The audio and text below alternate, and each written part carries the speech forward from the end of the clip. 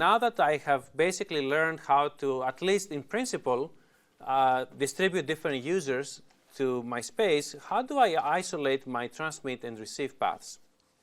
I don't know how many of you played with walkie-talkies early on in your life, but when I was playing at least with walkie-talkies, there was a very simple way to do that. You were holding your walkie-talkie and you had a button.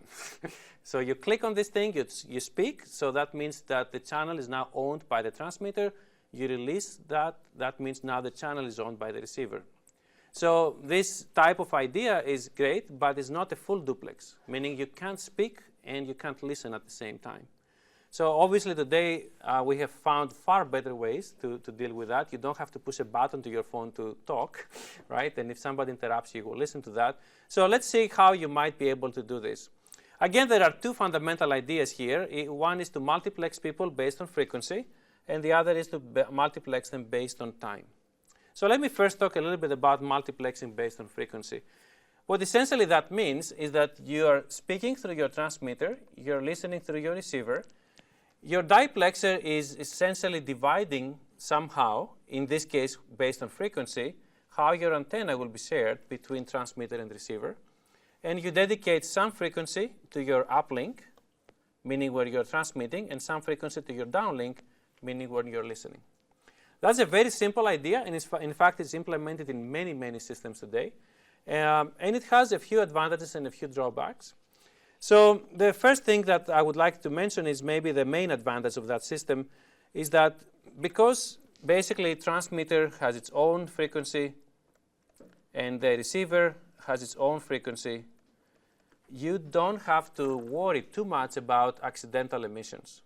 So that means that my receiver is locked to listen at this frequency. All other transmitters will be away from that, and that means that no accidental emissions will occur there. My receive channel is guaranteed or quasi-guaranteed to basically be quiet. So that means the noise there is under control, and I can actually design a pretty good receiver and a pretty good sensitivity for that. Probably the biggest drawback is leakage. What I mean by leakage is the following. So this transmitter is basically transmitting now, and you're also trying to receive now. The only difference is that there are two different frequencies, two different channels. But how much are they transmitting? Let's take the GSM, for example. In GSM, you may be transmitting 0 dBm here. Actually, sorry, this is pretty low, 30 dBm I meant, 1 watt. And you may be having to detect the signal, as I mentioned before, negative 100 dBm. How much is the difference between these two numbers? Doesn't take much, 130 dBs. So for the transmitter to be totally isolated from the receiver, you have to ensure an attenuation of 130 dB. So those of you who have ever tried to design a filter that has a rejection of 130 dB, you're probably saying that's quite impossible, and in fact, indeed, it is impossible. So the biggest problem that we have here is that the isolation between transmitter and receiver is not perfect. There's a significant leakage, and usually that leakage is in the order of 50 to 60 dBs. That means I can only guarantee an isolation of 50 or 60 dBs, and then you're going to have to deal with a pretty strong signal that comes from the transmitter. Of course, you're still in different bands. The transmitter is not in the same band as the receiver, but essentially the fact that you have a very, very strong signal, so let's put it like this, and even that figure doesn't do justice. So this is the receiving power.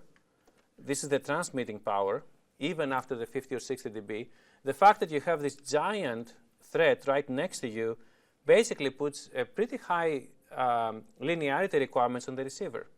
That means that when the receiver sees both of these signals are its input, it better be able to say that this is in one frequency and this is in another frequency. That's what I mean by linearity requirements. If it somehow starts mixing these two up, then guess what? Basically, the system doesn't work anymore. So linearity and leakage basically are the two biggest drawbacks when you're basically trying to separate the transmitter from the receiver based on frequency ideas. Now, you may say, why can't you just make a better filter?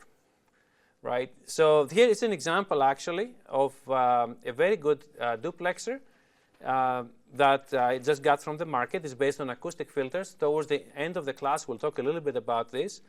But what's interesting to notice here is that if you look at, for example, the receiving band, and if you look at how much isolation it has in the transmitter band, as I mentioned to you right now, is about 60 dB, and this is about state of the art. This is as good as it gets.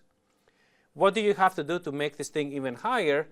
Well, lots of things, but one of the things that you have to do is penalize here the loss of the filter or the insertion loss.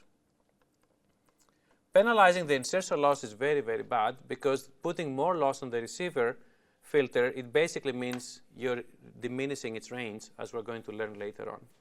So it means you want to improve the leakage. That means that your receiver now can listen at shorter distances.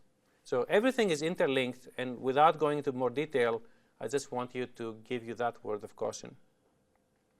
The other way you can basically do this system is by simply separating things in time.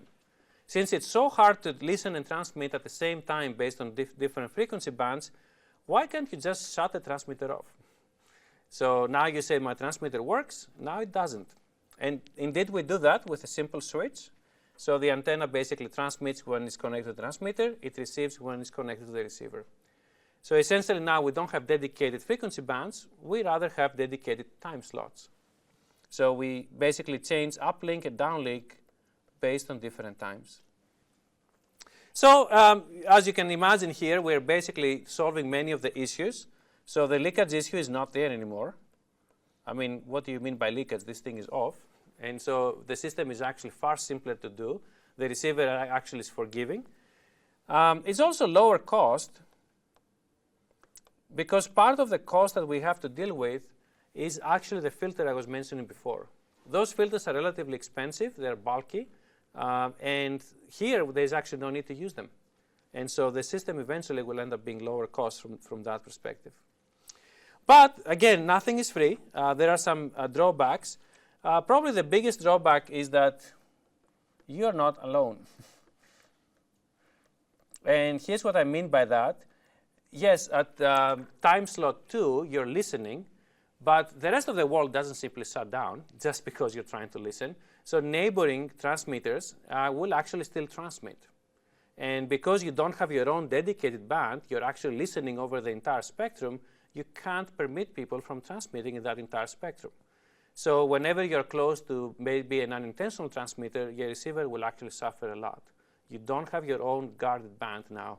So that means that your noise level will basically suffer in general.